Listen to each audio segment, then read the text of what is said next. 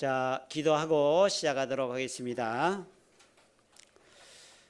생명의 원천 되신 아버지 하나님 감사합니다. 우리에게 주님의 사랑을 알 수 있도록 말씀을 주시고 구원해 주심을 감사드립니다. 참으로 우리가 무엇이 간데 주님께서 먼저 사랑해 주시고 2000년 전에 이 세상에 오셔서 내 모든 죄를 담당하시고 십자가에서 대속해 주심으로 참으로 구원받을 수 있도록 해주심을 감사드립니다. 세상 가운데 살아가지만 또 세상과 구별돼서 또 주님의 말씀을 붙잡고 나가기를 원합니다. 연약한 무릎, 어그러지기 쉬운 여러 가지 육신적인 한계도 있지만 주님께서 함께해 주시고 또 인도해 주심으로 모든 걸 잘 감당할 수 있도록 이끌어 주시고 도와주시옵소서. 교회 가운데 함께해 주시고 또 하나님의 선하신 뜻이 우리를 통해 드러나고 나타날 수 있도록 이끌어 주시옵소서. 여러 형편과 여건은 다르지만 또 주님을 바라보는 그 마음 주님께서 아시오매 이끌어 주시고 또 주님 안에서 우리가 합심 합력해서 주님의 선하신 뜻이 우리를 통해 드러날 수 있도록 도와주시옵소서.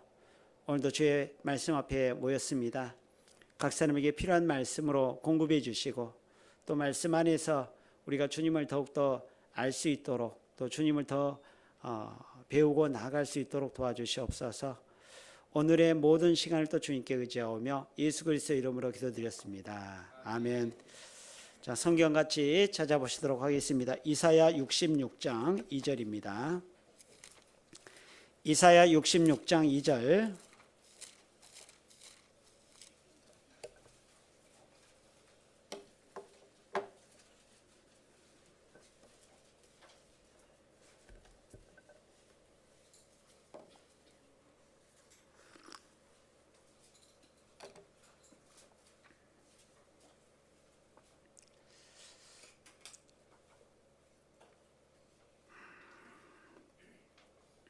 이 절만 찾으셨으면 같이 함께 읽어보시도록 하겠습니다. 나 여호와가 말하노라. 나의 손이 이 모든 것을 지어서 다 이루었느니라. 무릇 마음이 가난하고 심령에 통회하며 나의 말을 인하여 떠는 자 곧 사람은 내가 공고하려니와. 3절은 제가 읽겠습니다. 소를 잡아 드리는 것은 살인함과 다름이 없고 어린 양으로 제사 드리는 것은 개의 목을 꺾음과 다름이 없으며 드리는 예물은 돼지의 피와 다름이 없고 분향하는 것은 우상을 찬송함과 다름이 없이 하는 그들은 자기의 길을 택하며 그들의 마음은 가정한 것을 기뻐한즉. 오늘 하나님의 관심을 사로잡는 사람, 부제목으로는 겸손과 교만이라는 주제로 좀 같이 상고해 보려고 합니다. 말씀 시작이 좋겠다 싶습니다. 자, 오늘 본문 말씀을 좀 다시 한번 제가 읽겠습니다. 나 여호와가 말하노라. 나의 손이 이 모든 것을 지어서 다 이루었느니라. 무릇 마음이 가난하고 심령에 통회하며 나의 말을 인하여 떠는 자 그 사람은 내가 곤고하려니와. 오늘 하나님의 관심을 사로잡는 사람, 겸손과 교만에 대해서 같이 생각을 해볼 건데 신앙생활 가운데 가장 중요한 요소 중에 하나가 바로 겸손이죠. 그래서 구원받는 사람은 신앙생활 가운데 겸손이라는 부분을 뗄래야 뗄 수 없는 가장 중요한 시작이라고 말할 수 있습니다. 왜냐하면 이 구원받은 사람은 하나님의 도우심과 인도하심 가운데 살아야 되는데 하나님의 은혜는 낮은 자에게 임하잖아요. 겸손한 자에게 임합니다. 그래서 겸손하지 않는 사람을 하나님이 쓰신 적이 없습니다. 겸손하지 않는 사람에게 하나님이 은혜를 주신 적이 없다라고 말할 수 있을 거예요. 그래서 하나님의 은혜 안에서 살아가는 사람은 마음이 겸손해야 되겠죠. 우리가 이 겸손한 성품을 가진 사람을 우리가 존경하고 또 우러러 봅니다. 자기가 높아지려고 하는 사람을 세상에서도 비난하고 사실 좋게 보지 않습니다. 요즘 정치권에서 시끄럽지만 어떻게 보면 정치하는 모습들이 자기를 드러내고 높아지려고 하는 그런 마음이 있기 때문에 그런 다툼과 분란이 생기는 거죠. 세상 가운데 있으면서 세상 사람들이 겸손한 사람에게는 존경을 하게 될 뿐만 아니라 신뢰와 자신감을 얻게 되고 무엇보다도 이 겸손한 사람은 하나님의 관심과 하나님의 인도하심을 받게 됩니다. 그래서 우리가 신앙생활 가운데 이것을 잘 생각을 해야 되겠죠. 이사야 66장은 이사야 성경의 제일 마지막입니다. 이스라엘 사람들이 하나님 앞에 이제 어떻게 보면 패망 직전에 있는 2700년 전에 기록된 성경인데, 그들이 왜 심판을 받았냐, 그들이 왜 하나님 앞에 그런 형벌들을 받게 되는지에 대한 모습을 쭉 여러 군데 이야기를 하고 있지만, 이 66장은 민족들의 심판을 이야기하시면서 너희도 다르지 않다라는 것을 이야기하고 있는 거예요. 여기 2장에 보시면 하나님은 어떤 분이냐, 중간절에 보면 66장 2절, 무릇 마음이 가난하고 심령에 통이하며 나의 말을 인하여 떠는 자, 그 사람을 하나님이 권고한다, 생각해주고 하나님이 은혜를 주신다라고 되는데, 근데 그들이 어떻게 했습니까? 그들은 형식은 있었습니다. 종교적인 특권도 있었고 우월의식이 강했죠. 종교적인 의식에 붙잡혀서 자기가 선하고 하나님 앞에 의롭다라고 생각을 하며 살았습니다. 그러면서 소를 잡고 여러 가지 제물을 드렸는데, 그들이 하나님 앞에 드린 것이 하나님 앞에는 가증하다라고 3절에는 말하고 있어요. 이스라엘 백성들은 하나님 앞에 겸손하지 못했죠. 그래서 결국은 형식에 치우치게 되고, 그리고 그 우월의식에 사로잡힌 나머지 다른 사람을 멸시하는 가운데 살았습니다. 그래서 결국은 하나님의 심판이 있음을 이스라엘 백성들에게 이 66장에 연결해서 말씀을 하고 있죠. 그렇지만 그 이스라엘을 버리지 않겠다. 그래서 나라가 하루에 생기지 않는 것처럼 이스라엘은 하루 만에 생기겠다라는 것을 66장 중반절에는 말하고 있습니다. 우리 신앙생활 가운데서 하나님이 어떻게 역사하는지를 먼저 좀 알아야 우리가 하나님 앞에 어떤 모습으로 살아야 할지도 배우게 될 겁니다. 역대하를 봐보겠습니다. 역대하, 아사 왕에 대한 모습을 쭉 이야기하면서 역대하 16장 9절인데,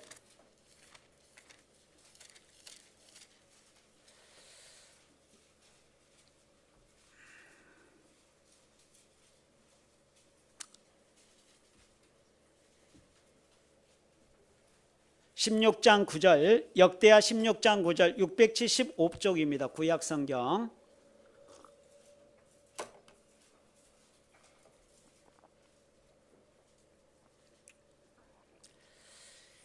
여호와의 너는 온 땅을 두루 감찰하사 전심으로 자기에게 향하는 자를 위하여 어떻게 하십니까? 능력을 베푸시나니 이른 왕이 망령되이 행하였은즉 이 후부터는 왕에게 전쟁이 있으리라 하며, 아사가 하나님 앞에 교만했다라는 것을 하나님이 선지자를 통해서 말씀을 하고 있습니다. 9절에 보면 여호와의 너는 온 땅을 두루 감찰하사 전심으로 자기에게 향하는 자를 위하여 능력을 베푸신다고 되어 있는데, 이 다른 성경 번역에 봐보니까 여호와께서는 온 땅에서 온전히 여호와께 몸을 맡기는 사람을 찾고 계신다. 여호와께서는 그런 사람에게 강하게 해주시기를 원하신다. 이렇게 번역이 되어 있습니다. 그래서 전심으로 자기를 찾는 사람, 여기에 보면 자기에게 향하는 자라고 되어 있는데, 전심으로, 이 다른 성경 번역에 봐보니까 여호와께 몸을 맡기는 사람을 찾으신다. 여호와를 의지하는 사람, 하나님이 그 사람을 인도하신다.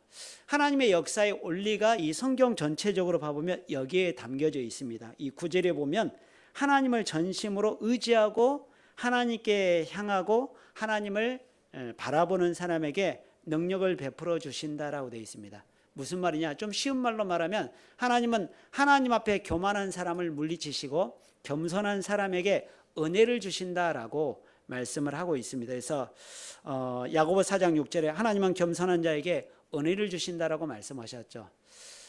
정말 우리가 신앙생활 가운데서 하나님의 역사를 우리가 경험하고 하나님의 인도하신 가운데 살고자 하는 사람은 하나님 앞에 마음을 낮춰야 되겠죠. 겸손해야 됩니다. 하나님은 교만한 사람을 물리치시죠. 이 아사 왕이 하나님 앞에 높아졌을 때 하나님이 그 아사 왕을 버리시고, 그 아사 왕이 나중에 봐보면 병들어 나중에 가보면 이제 죽게 되죠. 그래서 아사가 죽는 모습을 그 12절부터는 쭉 이야기를 하고 있습니다. 우리 신앙생활 가운데서 하나님은 겸손한 자에게 도움을 베푸실 뿐만 아니라 하나님의 인도하심을 받게 됩니다. 겸손이라는 것의 의미가 뭔가? 참된 겸손은 하나님의 거룩하심과 나의 타락한 본성에 근거한 것을 바로 참된 겸손이라고 말할 수 있을 거예요. 우리 하나님 앞에 거룩해질 수 있을까요? 온전하게 되는 것은 불가능할 겁니다. 우리가 점점 주님을 닮아가는 것은 가능하지만 주님 앞에 완전하게 한 번도 실수가 없게 정말 살아가는 것은 불가능하겠죠. 우리는 사실은 타락한 본성이 있기 때문에 그 죄악 가운데서 항상 넘어지기 쉬운, 그리고 교만하기 쉬운 그런 마음들을 가지고 있습니다. 아무리 신앙생활 가운데 오래됐다 할지라도 그런 마음들이 없어지는 것은 아닙니다. 우리는 주님을 알아가는 가운데서 점점점 낮아지고 겸손해야 되겠죠. 마치 벼가 익으면 고개를 숙이듯이 신앙생활 가운데서 살아가는 시간들이 늘어나고 말씀들을 우리 듣는 마음들이 많아지면, 시간들이 늘어나면 마음은 낮아져야 되는 거고 겸손해야 됩니다. 주님 안에 살아가는 그리스도인은 항상 참된 겸손 가운데서 내가 하나님 앞에 서 있다는 것을 기억하고 살아야 됩니다. 참된 겸손은 바로 하나님의 거룩하심 앞에 선다라는 거예요. 이사야 성경에 보면 이 스랍 천사들이 나옵니다. 6날개를 가진 천사들이 하나님 앞에 나오는데 눈을 가렸어요. 이 날개로 눈을 가렸으면 하나님의 거룩하심 앞에 온전히 나갈 수 없다는 것을 말하고 있습니다. 발을 가렸어요. 부끄러운 수치, 이 발이라는 것이 여러 가지 더러운 것이 묻어 들어오는 거지 않습니까? 이 더러운 것이 가려져야 될 것을 말하고 있잖아요. 하나님 앞에 우리가 선다라는 것은 하나님 앞에 내 모습을 잘 비춰보는 거죠. 그리고 여전히 내 안에 죄를 지으려는 마음이 있고 여전히 우리 안에 부족한 모습들이 있잖아요. 우리는 사람 앞에는 높아지려고 하는 그런 마음도 있고 높아질 수도 있는 그런 상황도 생깁니다. 사람들에게 칭찬을 받을 때도 있고 사람들이 인정을 해주는 그런 모습도 있을 거예요. 그러나 냉혹하게 보면 하나님 앞에 내 모습이 어떤 모습인가를 우리가 생각을 해봐야 되겠죠. 정말 하나님 앞에도 내가 그런 사람인가? 우리 그렇게 당당하게 나아갈 수 있는 사람은 없을 겁니다. 참된 겸손이라는 것은 사람들이 아무리 칭찬을 하고 사람들이 아무리 인정을 해준다 할지라도 우리는 사실은 얼굴을 가리고 입을 가려야 되겠죠. 이거 내가 있어, 이거 내가 잘해, 이거 내가 다 모든 걸 할 수 있어 라고 말할 수 있는 사람은 올바른 모습은 아니라고 말할 수 있을 겁니다. 그래서 우리가 신앙생활 가운데서 그러면 은혜가 점점 멀어질 수 있는 거예요. 이 참된 겸손은 바로 하나님의 거룩하심 앞에 내 모습을 잘 비춰보는 겁니다. 그 사람이 겸손해질 수 있습니다. 우리 수양에 가보면 주차 봉사하시는 분들이 있잖아요. 미화부 쓰레기 분리수거 하시는 분들이 있잖아요. 근데 가끔 간증 들어보면 세상에서는 존경받는 위치에 있는 분도 계셔요. 대기업 사장님도 계시고 또 어떻게 보면 명망 있는 교수님이나 이런 분도 계시지만 그런 세상의 직책들을 다 내려놓고 분리수거하는 모습 보면 은혜가 돼요, 안 돼요? 은혜가 되지 않습니까? 하나님 앞에서 사실 봐보면 그건 사실 허울이고 껍데기라고도 말할 수 있을 거예요. 그건 사람들이 볼 때 칭찬해 주는 것이지 사실은 그것이 내 인격의 본성은 결코 아닙니다. 우리는 하나님 앞에 내 모습을 보면 깨끗한 게 보이는 게 아니라 뭐가 보여요? 더러운 게 보이잖아요. 마치 어두울 때는 이 모든 것이 어둡게만 보이지만 밝음 앞에서는 더러운 것이 드러나지 않습니까? 어두움이 사라지면 내 안에 더러운 것이 드러나게 돼 있는 거예요. 말씀 앞에 살아가는 그리스도인은 말씀을 통해서 우리 마음을 밝게 할 때 우리는 겸손해질 수밖에 없을 겁니다. 그래서 우리가 이 겸손이라는 것이 정말 중요한데 겸손의 중요성 바로 하나님의 은혜가 필요한 사람이라는 거예요. 내가 은혜 없으면 못 살기 때문에 그래요. 우리가 은혜 아니면 얼마든지 넘어질 수 있기 때문에 그렇습니다. 여러분 베드로가 얼마나 열심히 있었던 사람입니까? 열정적인 사람이었고 주님을 제일 앞에서 따랐던 사람이었지만 그는 높아지려는 마음이 강했습니다. 1등 되고자 하는 마음이 강했어요. 그럴 때 결국 베드로는 넘어졌잖아요. 예수님을 3번이나 부인했습니다. 그래서 이 높아지려는 이 교만이 얼마나 위험하다는 것을 우리가 다시 한번 생각을 해볼 수 있습니다. 창조 이후 최초의 죄가 뭔지 아세요? 창조 이후 최초의 죄, 바로 그것이 교만입니다. 이사야 14장 13절에 보면 루시퍼에 대해서 이야기하고 있잖아요. 그 아침의 아들 계명성이라고 이야기하면서 자기를 높여서 하나님의 북극보좌에 앉아서 하나님과 비기를 했다고 되어 있습니다. 최고로 높아지려고 했던 거죠. 정말 하나님이 아름답게 만들었던, 그래서 이름도 루시퍼, 정말 너무나도 화려하게, 정말 하나님의 창조물 중에 정말 화려하게 만들었던 이 루시퍼가 하나님 앞에 교만을 했지 않습니까? 이 세상 처음의 죄가 바로 교만입니다. 사탄은 하나님의 역사를 대적하고 거역하지 않습니까? 그래서 하나님이 그런 모든 것을 주셨는데 자기가 그 위에 앉아보려고 했잖아요. 하나님의 보좌에 비기려고 했던 그 모습입니다. 그래서 이 모든 죄의 본질이 바로 교만에서부터 출발된다라고도 말할 수 있을 겁니다. 잠언 6장을 보시겠습니다. 잠언 6장 16절.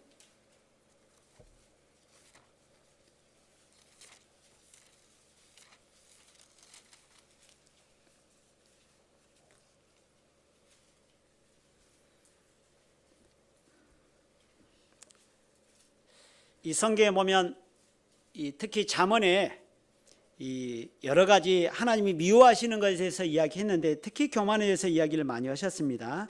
16절, 6장 16절, 17절 같이 함께 읽어보시겠습니다.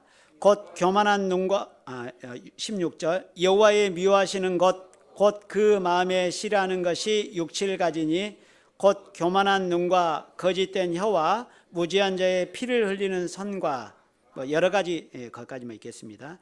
여러 가지가 있지만 16절에 보면 여호와의 미워하시는 것 곧 그 마음에 싫어하는 것이 육칠가지라고 되어 있습니다. 사람이 싫어하는 게 아니에요. 하나님이 싫어하시는 것 육칠가지인데 제일 첫 번째를 뭘 이야기했습니까? 교만을 이야기했습니다. 교만한 눈과 거짓된 혀라고 되어 있잖아요. 그리고 그 앞에 보시면 5절에 16장을 봐보겠습니다. 16장 5절입니다.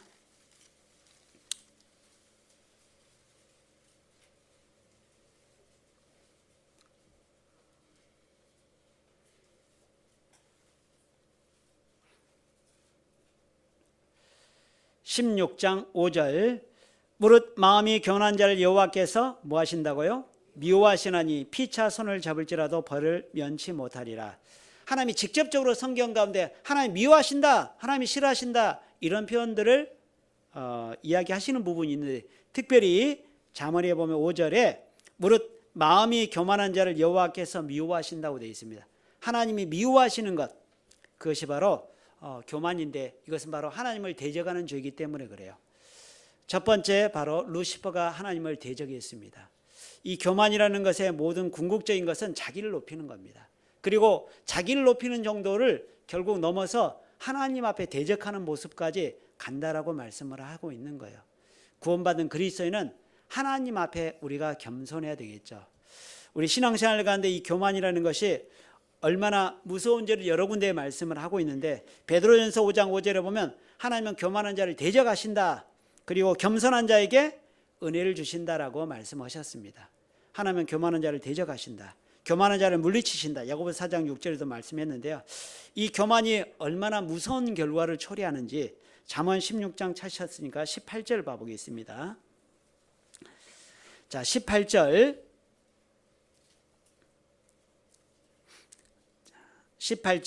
같이 함께 읽어보도록 하겠습니다. 교만은 패망의 선봉이요 거만한 마음은 넘어짐의 앞잠이니라. 교만이 어떤 결과를 초래합니까? 결국은 망하게 합니다. 패망의 선봉인데 더 놀라운 것은 넘어지게 하는 정도, 그냥 실패하는 정도가 아니라 바로 넘어지게 한다는 거예요.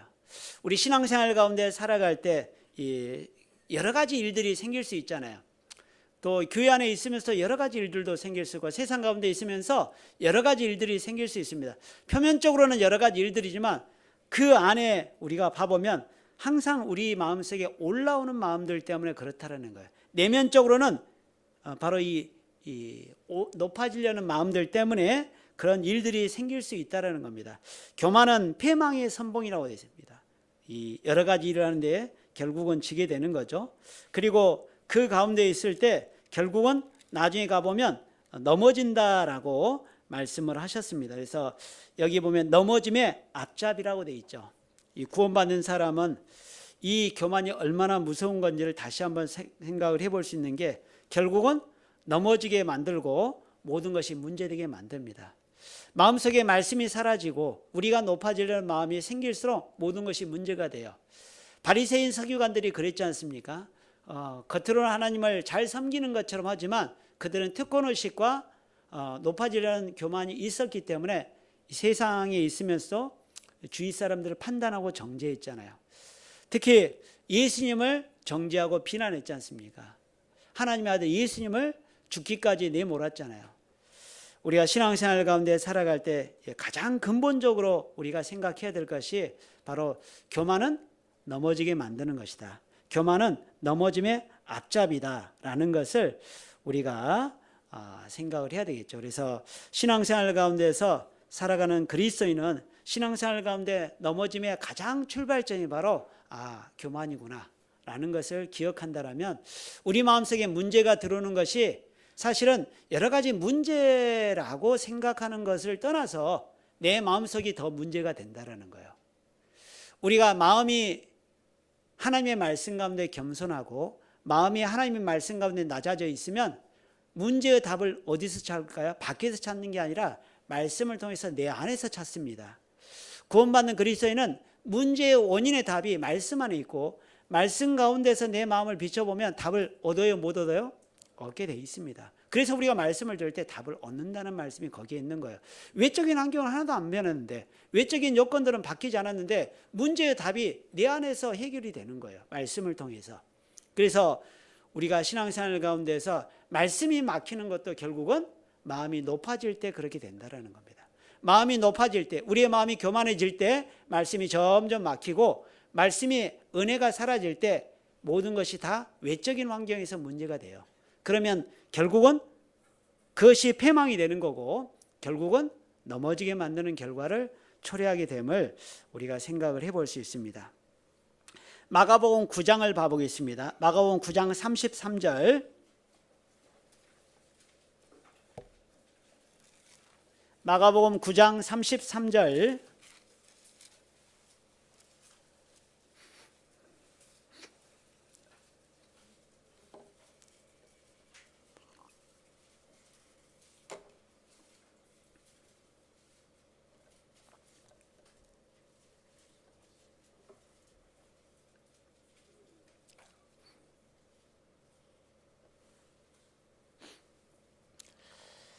가버나움에 이르러 집에 계실새 제자들에게 물으시되 너희가 노중에서 서로 토론하는 것이 무엇이냐 하시되 저희가 잠잠하니. 왜 잠잠했을까요? 마음이 찔렸거든요. 예수님은 이제 죽음을 목전에 두고 있습니다. 예루살렘에 들어가시면 이제 죽으러 가시는 거예요.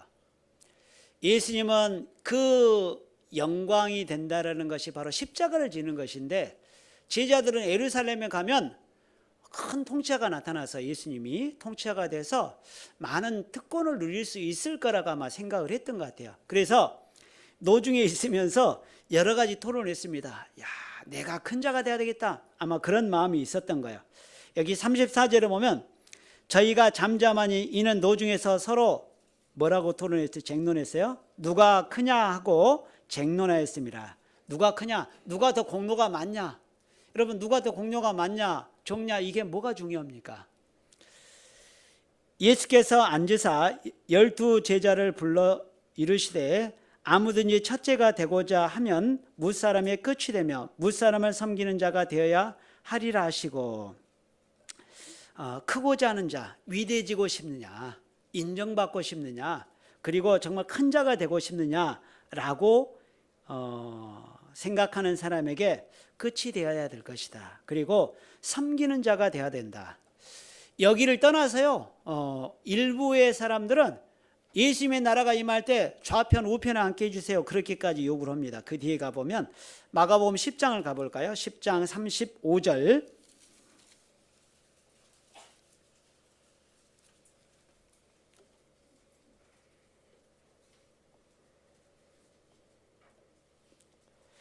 (10장 35절) 세베대의 아들 야고보와 요한이 주께 나와 여짜오되 선생님이여 무엇이든지 우리의 구하는 바를 우리에게 하여 주시기를 원하옵나이다. 이르시되 너희에게 무엇을 하여 주기를 원하느냐. 여짜오되 주의 영광 중에서 우리를 하나는 주의 우편에 하나는 좌편에 앉게 하여 주옵소서. 예수께서 가라사대 너희의 구원한 것을 너희가 알지 못하는도다. 너희가 나의 마시는 자를 마시면 나의 받는 세례를 받을 수 있느니라.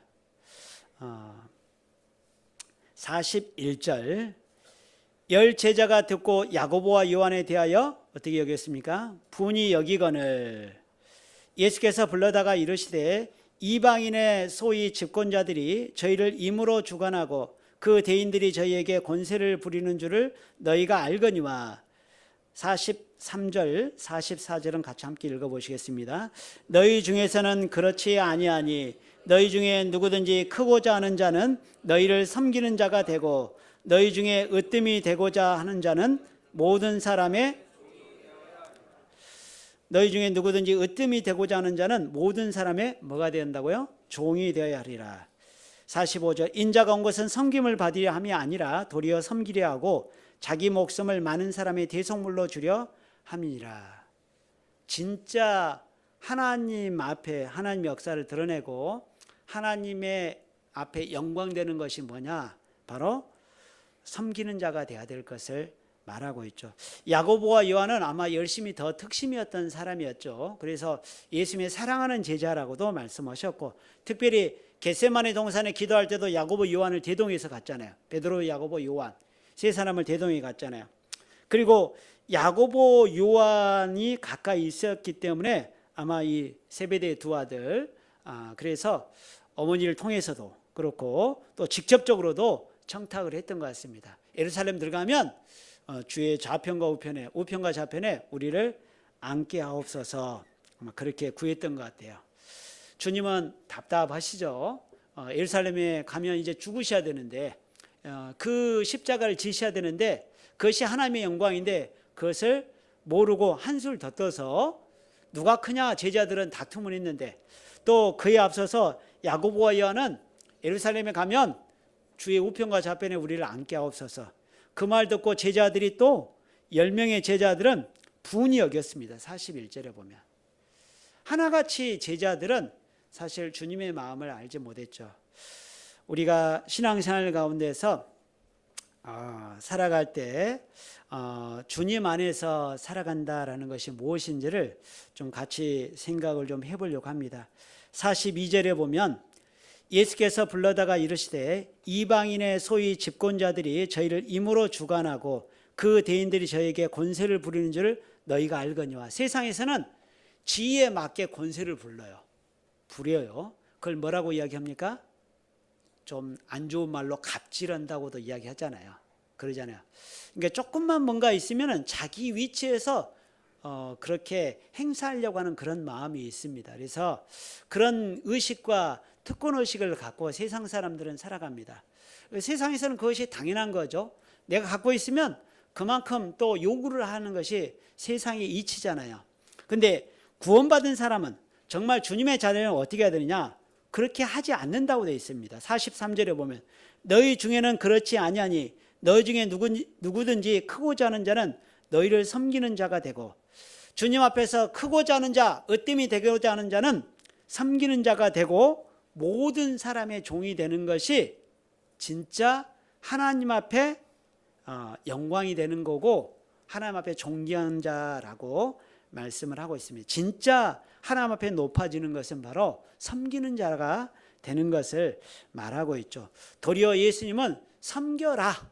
섬김을 받을 것이 아니라 너희가 섬겨라. 여러분 우리가요 뭔가를 할 수 있는데 하는 것은 쉬워요. 그러나 할 수 있는데 안 하는 것은 어렵습니다. 여러분 그래요 안 그래요? 어떤 특권의식을 내가 누릴 수 있어요. 근데 그것을 하는 것은 내가 하면 되니까 쉽잖아요. 그런데 이걸 내가 안 하는 것은 좀 쉽진 않잖아요. 그것을 다 참고 나아가야 되잖아요. 특권의식을 만약에 못 누린다. 만약에 어떤 비유가 될란가 모르겠는데 이 비행기 특등석을 내가 예약을 했는데요. 다른 사람에게 양보해주고 나는 3등석에 앉았어요. 여러분 그러면 이게 쉽지는 않잖아요. 그렇게 하기가 쉽지 않잖아요. 어떤 것을 누리는 것은 쉽습니다. 근데 어떤 것을 포기하는 것은 쉽지 않아요. 구원받은 사람은 사실은 이렇게 하라고 되어 있는데, 크고자 하는 자는 섬기는 자가 되고 모든 사람이 종이 돼야 될 것을 이야기하면서 주님이 그렇게 하셨다라고 되어 있습니다. 주님이. 인자가 온 것은 섬김을 받으러 온 것이 아니라 모든 사람의 대속물로 오셨다라는 거예요. 주님이 세상에 왜 오셨을까요? 심판하러, 정죄하러, 권력을 누리러 왔습니까? 아닙니다. 여러분, 주님은 나를 위해서 오셨습니다. 이 죄인을 위해서 대속물로 오신 거예요. 주님은 나 같은 죄인을 위해서 십자가에 달려 죽으시는데 아무 말씀도 안 하셨습니다. 도살장으로 끌려가는, 도수장으로 끌려가는 양처럼 입을 열지 않았다고 되어 있습니다.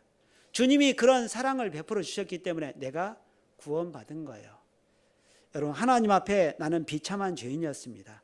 그러나 주님은 나를 사랑하시고 십자가에서 죽으셔서 죽기까지 사랑해 주시고 모든 것을 대속물로 삼아 주심으로 내가 구원을 받게 된 거야.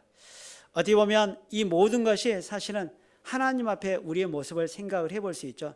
마가복음 10장 여기 찾으셨는데 17절 보시면 10장 17절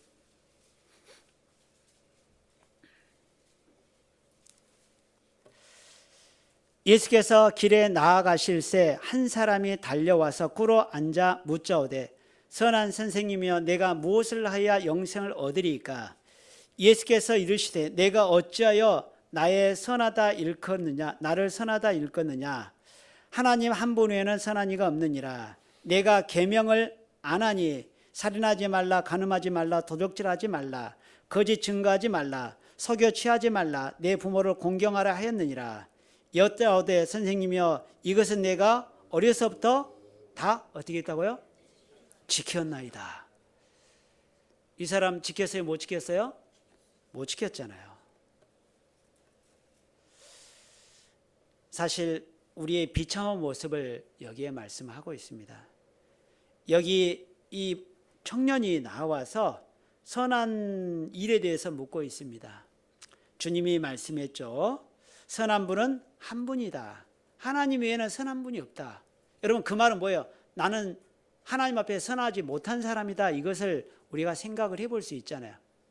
하나님의 은혜 때문에 내가 주님 앞에서 구원받고 천국 갈 수 있게 된 거지, 본질상 진노의 자녀였고 하나님 앞에 여전히 죄를 지으려는 마음이 있어요, 없어요?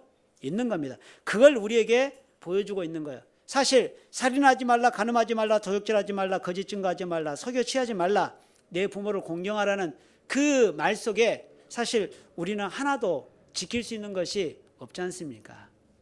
사실은 하나님 앞에 비참한 죄인의 모습을 이야기했는데, 이 청년은 물질이 많았죠. 물질에 대한 욕심이 많았잖아요. 사실은 그 모든 것을 지켰다고 했지만 하나님 앞에 그것도 교만이었고, 하나님 앞에 사실 비참한 죄인임에도 불구하고 자기는 선하다라고 생각하는 그런 마음을 가지고 있었습니다. 재물이 많은 거로 결국은 돌아갔습니다. 이 부자 청년의 모습뿐만 아니라 야고보, 요한은 어리석인 이기심과 야욕이 있었죠.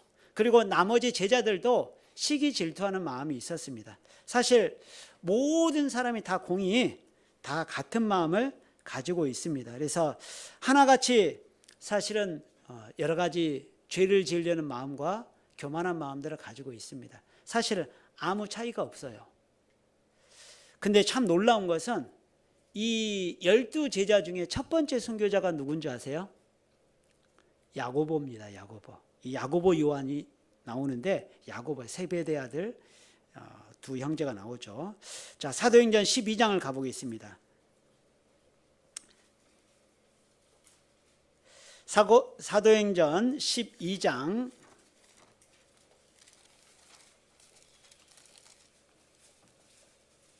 1절입니다.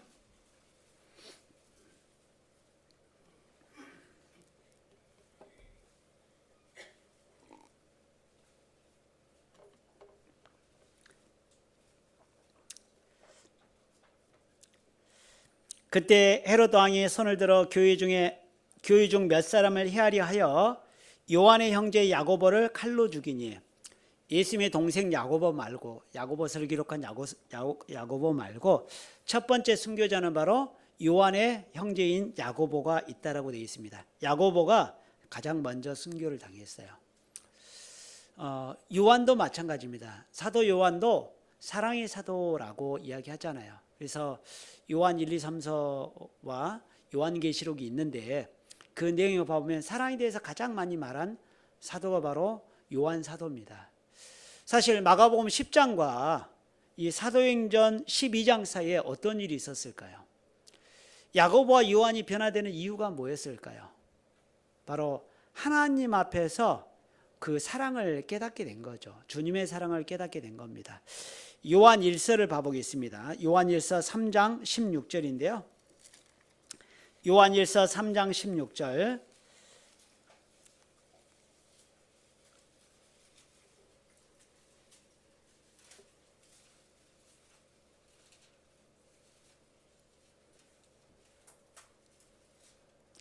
요한 1서 3장 16절 391쪽 근처입니다. 16절만 같이 함께 읽어보시도록 하겠습니다. 그가 우리를 위하여 목숨을 버리셨으니 우리가 이로써 사랑을 알고 우리도 형제들을 위하여 목숨을 버리는 것이 여러분 좀 전에 마가복음 10장에 나와 있는 이 야고보와 요한의 모습은 너무나도 이기적이고 높아진 모습이잖아요. 주의 좌편과 편에 우리를 앉게 해주십시오라고 그렇게 자기만을 생각했던 사람이었잖아요. 근데 이 첫 번째 순교자였던 야고보뿐만 아니라 요한 사도도 이렇게 이야기하고 있습니다. 그가 우리를 위하여 목숨을 버리셨으니 우리가 이로써 사랑을 알고 우리도 누굴 위해서요?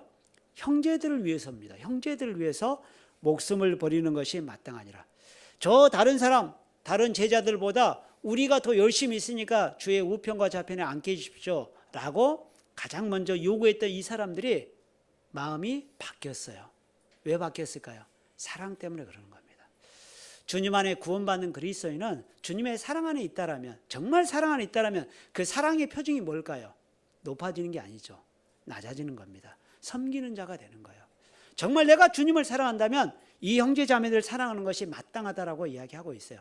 구원받지 않는 영혼들을 돌아보고 그 영혼들에게 복음을 전하고 긍휼히 여기는 것이 마땅하다라고 되어 있습니다. 이 요한 사도도 그렇게 이야기하고 있습니다. 주님이 죽으심으로 나도 사랑을 알게 됐다. 사랑을 알게 됐다는 거예요. 사랑을 알고 나서 형제들을 위하여 목숨을 버리는 것이 당연하다. 다른 사람을 위해서 죽을 수 있는 마음이 된 거예요. 야고보도 주님을 위해서 죽을 수 있는 마음이 되었던 겁니다. 주님 안에 변화의 원동력이 바로 주님의 사랑이었죠. 구원받는 그리스도인은 주님의 사랑 안에서 돌아보고 생각하는 마음이 있습니다. 우리가 신앙생활 가운데 살아갈 때 우리의 마음이 바뀌면 내 주위가 바뀌게 돼 있어요. 우리 마음이 바뀌면 세상이 바뀌게 돼 있습니다. 세상은 물론 여전하겠지만 우리가 세상을 바라보는 관점도 바뀌고 내 주위에 있는 사람들을 바라보는 마음도 바뀌게 돼 있어요. 우리가 주님 안에 살아가는 그리스도인은 마음이 낮아질 때, 주님의 사랑 안에 있을 때 섬길 수 있는 마음이 생기는 거예요. 주님을 섬기는 마음 가운데 있을 때 그 마음 가운데서 내가 더 해줄 수 있는 마음도 생기는 겁니다. 세상에서는 인정받고 대접받는 것이 당연하죠. 그러나 구원받는 그리스도인은 주님 안에 살아갈 때 인정받고 대접받는 것이 아니라 내가 주님을 섬긴다는 마음으로 더 하게 돼 있는 거예요. 내가 청소를 한 번 더 하게 돼 있고, 내가 봉사를 한 번 더 하게 돼 있고, 내가 다른 사람에게 먼저 정말 희생하고 손대접하는 일을 더 하게 돼 있는 거죠. 그래서 우리 신앙생활 가운데 살아갈 때 내가 정말 주님의 사랑을 알았을 때 우리는 주님 바라보면서 주님이 나에게 이렇게 해주셨구나. 이뿐만 아니라 다른 사람에게 내가 은혜를 보답하는 마음으로 살아있다는 마음을 가져야 되겠죠. 고린도전서 1장을 봐보겠습니다. 고린도전서 1장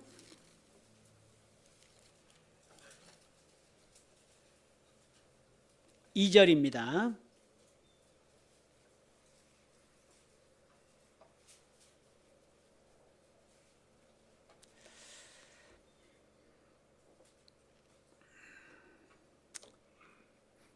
1절부터 제가 읽겠습니다. 하나님의 뜻을 따라 그리스도 예수의 사도로 부르심을 입은 바울과 및 형제 소스테네는 고린도에 있는 하나님의 교회 곧 그리스도 예수 안에서 거룩하여지고 성도라 부르심을 입은 자들과 또 각 처에서 우리의 주 곧 저희와 우리의 주 대신 예수 그리스도의 이름을 부르는 모든 자에게 하나님 우리 아버지와 주 예수 그리스도로조차 뭐가 있기를 원해요? 은혜와 평강이 있기를 원하노라. 은혜와 평강이 있기를 원하노라. 여러분 고린도 교회 잘 아시죠? 성경에 가장 문제 많다라고 우리가 읽고 있는 교회입니다.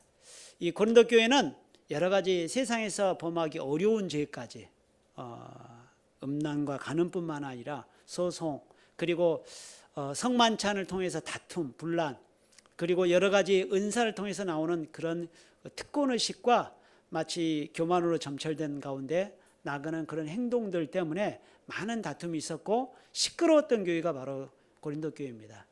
한술 더 떠서 바울을 비난했죠.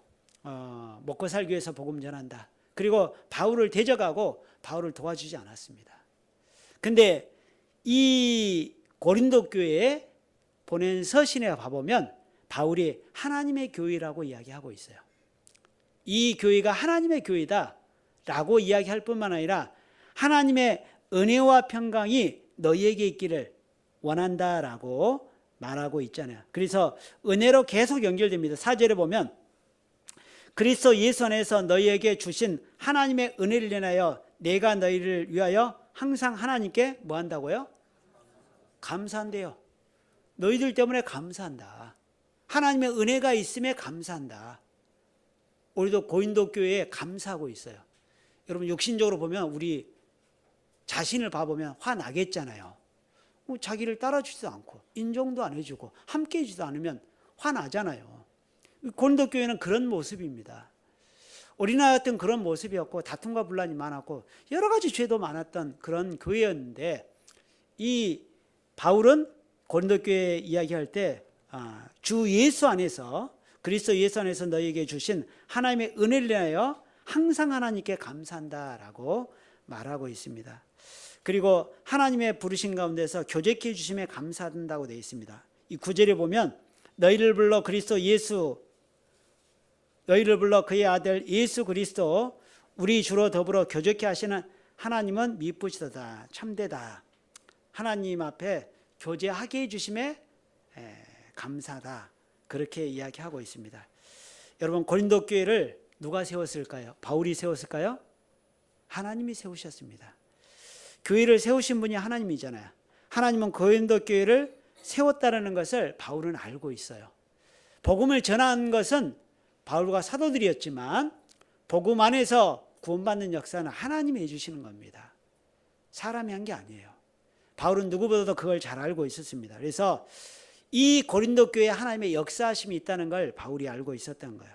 그리고 바울이 생각했던 것은 바로 하나님은 고린도 교회 가운데 역사할 뿐만 아니라 하나님의 역사 가운데서 이 고린도 교회에 역사하고 있음을 통해서 하나님의 신실하심을 믿었던 겁니다. 하나님은 여전히 그 가운데 역사하시고 하나님의 신실한 가운데 있음을 바울이 기억했던 거예요. 여러분 교회 가운데 있을 때도 우리가 마찬가지입니다.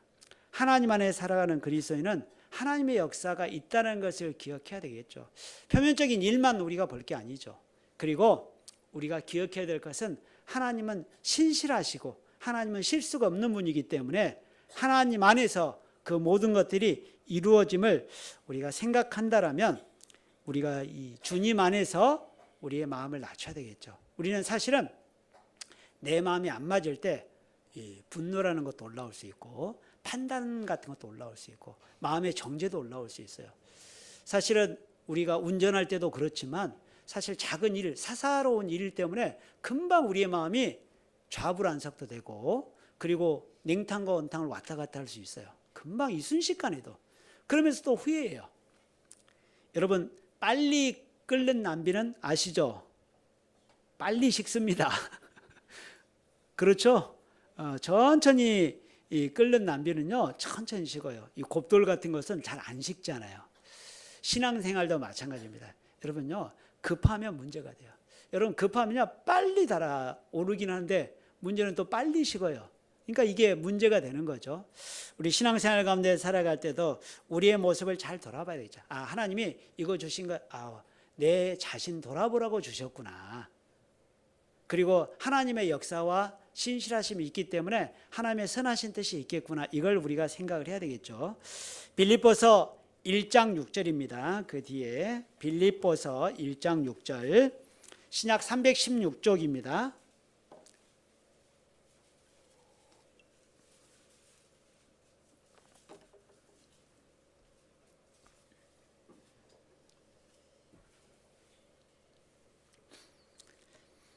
일장 6절, 너희 속에 착한 일을 시작하신 이가 그리스도 예수의 날까지 이루실 줄을 우리가 확신하노라. 너희 속에 착한 일을 어떻게 했다고요? 시작했다라고 말씀하고 있습니다. 구원받는 그리스도인은 시작이 있어요. 분명히 착한 일을 하시는 시작이 있고, 그것이 언제까지 이루어집니까? 주님 오실 때까지 이루어져요. 하나님의 역사가 시작이 돼서 이루어 가시는 겁니다. 그래서 우리가 그것을 확신해야 되겠죠. 우리 신앙생활 가운데 살아갈 때 하나님은 신실하시고, 그리고 그 신실한 하나님 앞에 우리가 있다는 것을 생각하면 우리가 마음에 정죄하고 판단하고 마음을 높일 것이 아니라 하나님 앞에서 우리의 마음을 낮추고, 우리 안에 하나님이 주시는 말씀들이 있죠. 여기 보면 우리 속에, 너희 속에 착한 일을 시작했다라고 되어 있습니다. 우리 속에 하나님이 주시는 말씀들이 있고 하나님의 역사들이 있어요. 그러면 우리는 마음을 낮추고 그리스도 예수의 날까지 이루어 가심을 우리가 기억하며 우리가 살아야 될 겁니다. 그래서 우리가 신앙생활 가운데 살아갈 때 우리가 겸손한 자가 돼야 되겠죠. 우리 겸손한 삶의 실천을 위해서 해야 될 것들이 있겠죠. 우리 하루의 시작, 말씀이죠. 기도와 말씀입니다. 그래서 이 구원받는 그리스도인은 기도 없이 하루를 시작한다라는 것은 교만에서 출발했다라고 말할 수 있을 겁니다. 기도 없이 하루를 시작했다라는 것은 내가 모든 걸 해보겠다라는 하나님 앞에 교만이라고 말할 수 있을 겁니다. 여러분, 모든 일의 우선순위는 기도보다 더 먼저 될 수가 없습니다. 우리가 봉사하는 것도, 교회 오는 것도, 이 모든 시작을 기도로 시작하는 것을 항상 먼저라고 생각하며 살아야 되겠죠. 기도하지 않는다면 우리의 마음은 하나님을 점점 떠나려고 하는 그런 교만들이 찾아올 겁니다. 야, 이만큼 했으니까 나도 이 정도 할 수 있지 않을까라는 아마 그런 마음들이 찾아올 거예요. 그리고 또 같이 연결되는 것이 바로 하루의 시작이 말씀과 연결돼야 되겠죠. 말씀을 통해서 우리가 시작하는 하루, 말씀 안에서 살아가는 그런 훈련들이 돼야 되겠습니다. 그래서 존 오웬이라는 목사님은 죄가 비집고 들어올 여지가 없도록 그리스도의 십자가로 우리의 마음을 가득 채우자, 그렇게 말하고 있습니다. 마치 우리가 이 말씀을 듣지 않는다면 죄의 그런 틈을 비집고는 그 사이를 만들어서 죄가 점점 우리 속을 차지하게 될 겁니다. 자, 데살로니가 전서 5장 16절입니다. 데살로니가 전서 5장 16절.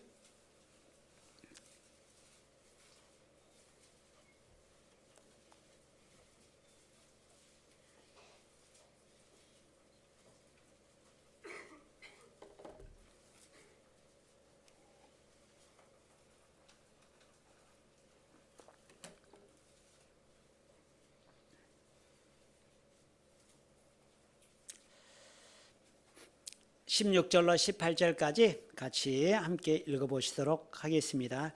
항상 기뻐하라, 쉬지 말고 기도하라, 범사에 감사하라. 이는 그리스도 예수 안에서 너희를 향하신 하나님의 뜻이니라.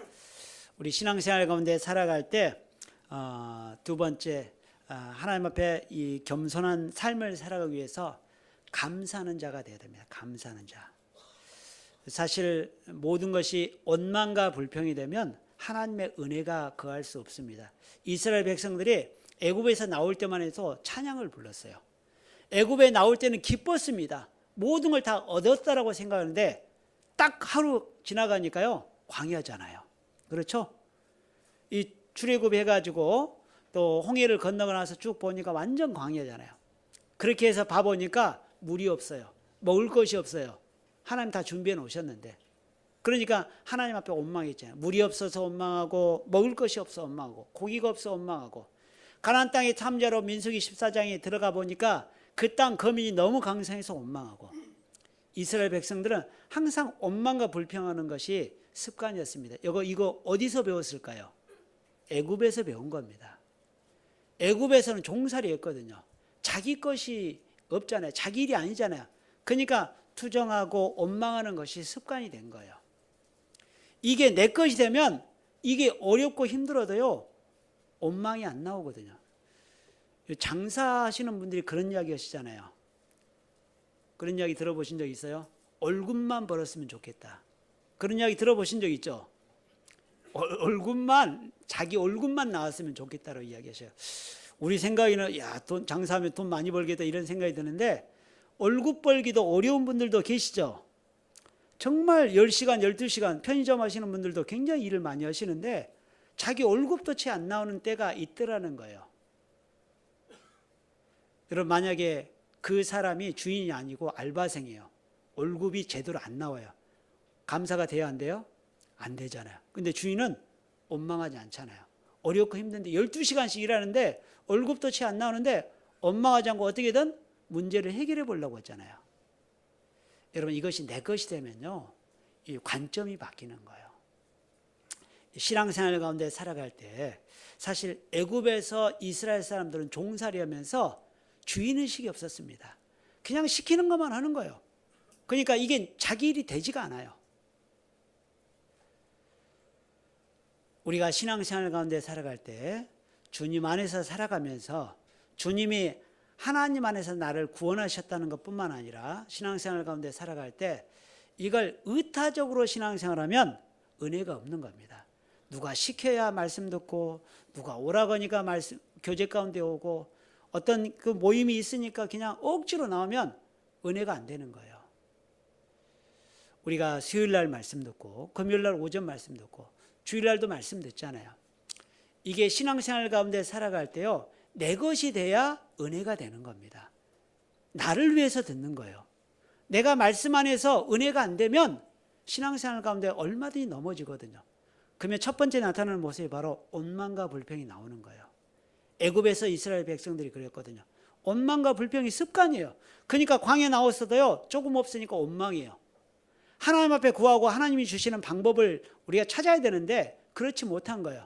하나님이 약속해 주셨으니까 가나안 땅 들어가야 되는데 한번 시험해 본 거예요. 하나님을 시험했다라고 되어 있거든요. 하나님 말씀하셨습니다. 16절에 항상 뭐라고요? 기뻐하라. 여러분 기뻐하라, 감사하라. 18절에 보면 범사에 감사하라 그렇게 말씀하셨잖아요. 감사하지 않는 사람은 교만한 사람이라고 말씀하시는 겁니다. 감사하는 마음이 없으면 교만한 마음이 올라오게 돼 있는 거예요. 그래서 우리가 신앙생활 가운데 살아갈 때 하나님이 나에게 베풀으신 은혜를 봐야 돼요. 여러분 없는 걸 볼 게 아니라 주신 걸 봐야 됩니다. 나에게 주신 것이 더 많아요. 하나님은 모든 걸 주시지 않습니다. 다 주는 게 아니에요. 나에게 없는 것도 있다는 것도 인정해야 되고 없는 것이 있음에 감사할 줄도 알아야 됩니다. 그리고 주신 것이 있음에 또 감사하셔야 돼요. 신앙생활 가운데 살아갈 때요 사실은 우리가 마음을 낮췄을 때 감사가 올라오게 돼 있는 거예요. 감사하는 사람은 주님의 은혜 안에서 주님의 은혜를 기억하고 보답하려는 마음을 갖게 됩니다. 그래서 이 마음속에 우리 마음속에 여러 가지 것들이 있지만 이 겸손한 마음 가운데 겸손한 삶을 위해서는 주님 안에서 감사하는 사람이 돼야 돼요. 크고 미치지 못할 걸 제가 자꾸 보면 마음의 은혜가 안 됩니다. 자꾸 높은 것만 봐요. 여러분 나에게 없는 것만 봐요.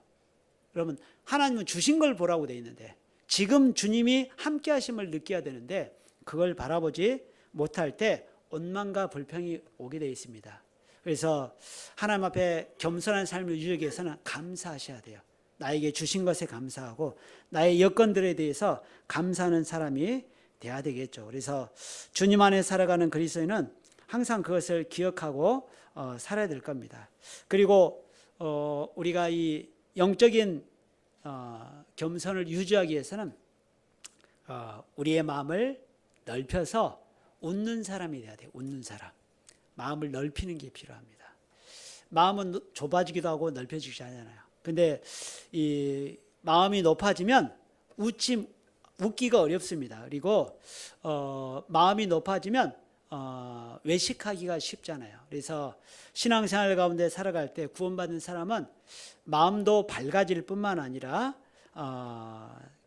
웃는 얼굴이 될 수 있겠죠. 그래서 우리가 신앙생활 가운데 살아갈 때 마음이 높아지는 가운데 살아가는 것이 아니라 마음을 낮추고 마음 안에서 우리가 주님을 바라볼 때 주님 안에서 그 마음을 유지할 수 있게 될 겁니다. 그리고 네 번째가 바로 주님과 가까이 하는 시간들을 자주 가져야 되겠죠. 그래서 영적인 훈련들을 계속해야 됩니다. 우리 항상 신앙생활 가운데 어떤 여러 가지 어려움과 문제나 시험들이 있을 거예요. 우리 그 시험들을 만나고 어려움들을 만날 때 우리 자신을 볼 줄 알아야 됩니다. 그래서 영적인 훈련 가운데 계속 있다는 것을 우리가 생각한다면 우리가 너무 일희일비하지 않고 너무 자불하지 않고 주님 안에서 우리가 그런 훈련들의 기회를 주셨다는 걸 생각하고 어떤 일을 만나면 다른 사람을 보고 환경을 볼 게 아니라 우리 자신을 봐야 되겠죠. 우리 자신의 내면 속에 내 마음속에 이런 마음이 있었구나. 그리고 내 마음속에 이 마음속에 이런 것이 이미 잠겨져 있었구나. 마치 빙산의 일각처럼 이 물속에 잠겨 있는 것이 많잖아요. 얼음이 얼어져 있을 때는 안 보이는데 얼음이 녹고 눈이 녹으면 드러나는 것이 있지 않습니까? 우리의 마음도 마찬가지입니다. 우리 신앙생활 가운데 살아갈 때 사실은 여러 가지 것들이 끼고 생깁니다. 성경에는 살쪄서 지방이 끼었다라고 되어 있는데 주님 안에 살아가는 그리스도인은 사실은 그것을 조심해야 되겠죠. 시편 119편 보시겠습니다. 시편 119편 70절입니다.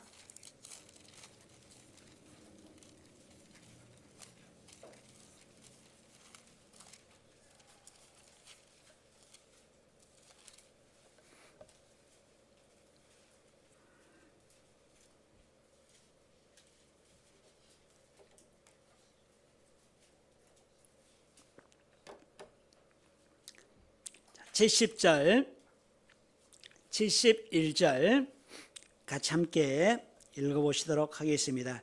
저희 마음은 살쪄 지방 같으나 나는 주의 법을 즐거워하나이다. 고난당한 것이 내게 유익이라. 이로 인하여 내가 주의 율례를 고난당하는 것이 내게 뭐라고요? 유익이다, 좋다. 그로 말미암아 내가 주의 율례를, 주의 말씀을 배웠다라는 거예요. 여러분, 배우는 게 있는 겁니다. 손해보는 게 아니에요. 여기 70절에 보면 저희 마음은 살쪄 지방 같다라고 되어 있습니다. 여러분, 운동 안 하면 우리 살이 찌죠. 사실 이게 마음도 마찬가지로 영적인 다이어트, 운동을 하지 않으면 살쪄서 지방 같다라고 되어 있습니다. 71절에 보면 그 운동이 뭐냐? 고난이라고 되어 있습니다. 고난. 여러분, 이 다이어트 하는 방법이 바로, 영적인 다이어트 하는 방법이 바로 고난이에요. 고난 당하는 것이 내게 유익이라. 이로 인하여 내가 주의 율례를 배우게 되었다라고 되어 있습니다. 그래서 주님 안에 살아가는 그리스도인은 주님이 영적인 다이어트도 시킨다라는 것을 기억한다라면 하나님의 말씀 가운데서 영적인 훈련들을 계속 해가는 것이 우리가 마음을 낮추는 방법이에요. 우리가 있으면은요, 마음은 계속 높아지려고 하기 때문에 우리가 넘어질 수 있습니다. 그래서 신앙생활 가운데 살아갈 때 승자는 넘어질까 조심하라고 되어 있습니다. 우리는 낮은 자로 가야 되겠죠. 그래서 인정받으려고 할 때가 사실 제일 위험한 거지 않습니까? 다윗도 마찬가지였잖아요. 정말 모든 전쟁을 다 끝냈을 때 오히려 자기와의 싸움에서 졌잖아요. 마귀와의 싸움에서 졌지 않습니까? 우리 신앙생활도 마찬가지로 사실은 정말 주님 안에서 내가 열심히 주님의 말씀 가운데 마음을 낮추고 살아갈 때는 오히려 괜찮은데, 오히려 그런 것이 없을 때 마음은 점점 높아지게 되고 그리고 넘어지게 되는 그런 모습을 우리가 생각한다라면 여기도 이야기했던 것처럼 고난당하는 것이 유익이구나. 여러분, 그래서요, 교회 가운데 같이 봉사하고 전도하는 가운데서 여러 가지 고난과 어려움이 있습니다. 여러분, 문제없는 세상이 없잖아요. 우리가 복음을 전하는 가운데도 마찬가지입니다. 구원받는 그리스도인은 여러 어려움과 고난이 있지만 하나님이 이 어려움과 고난을 통해서 하나님의 말씀을 가르쳐 주셨다라고 말할 수 있죠. 우리 교회 가운데 여러 가지 어려움과 고난이 있지만 하나님이 교회를 성장할 수 있도록 그렇게 주신 기회라고 생각이 됩니다. 그리고 우리가 이제 그런 어려움과 고난을 겪고 나서 이제 더 앞으로 나아갈 수 있는 그런 시간들을 또 우리에게 주셨다라고 말할 수 있죠. 새로운 교회당에 옮겨져서는 아마 주님의 역사를 더 느끼시게 될 겁니다. 그리고 좀 전에 서두에서 소개해 드렸던 것처럼 이 안산권에서 정말 하나님의 역사가 나타나는 그런 교회가 될 것을 우리가 바라본다라면 주님 안에서 이 모든 것도 은혜라고 말할 수 있습니다. 하여튼 지금까지 우리가 함께 해주신 것도 감사드립니다. 자, 오늘 말씀은 여기까지 하고요. 기도하고 마치도록 하겠습니다. 사랑과 은혜가 많으신 아버지 하나님 감사합니다. 주님 안에서 살아가는 그리스도인으로서 참으로 하나님의 은혜 안에 살아가는 또 그리스도인을 우리가 생각할 때 항상 겸손해서 주님의 은혜에 의지하고 나아가기를 원합니다. 하나님의 모든 역사가 드러나고 또 하나님의 관심을 사로잡는 사람, 바로 겸손한 사람을 찾으시는 그 모습처럼 우리가 주님 안에 살아가는 그리스도인으로서 마음을 낮추고 주님의 역사에 우리가 동참할 수 있도록 인도해 주시고 도와주시옵소서. 또 여러 가지 어려움과 고난도 있지만 또 하나님의 신실하심과 또 하나님의 인자하심을 의지하고 나아가기를 원합니다. 주님을 붙잡는 손을 또 주님이 뿌리치지 않으시고 또 우리를 죽기까지 또 사랑하셨던 주님의 사랑을 우리가 생각한다라면 우리가 더 힘을 내고 나아갈 수 있도록 도와주시옵소서. 교회가 계획하는 또 건축에 대한 부분도 주님께서 함께 해주시고 모든 과정이 순적하게 잘 진행될 수 있도록 이끌어 주시고 주님의 역사 안에서 우리가 함께함으로 또 주님을 더 의지할 수 있도록 도와주시옵소서. 모든 것 아시는 하나님께 의지하오며 예수 그리스도 이름으로 기도드렸습니다. 아멘.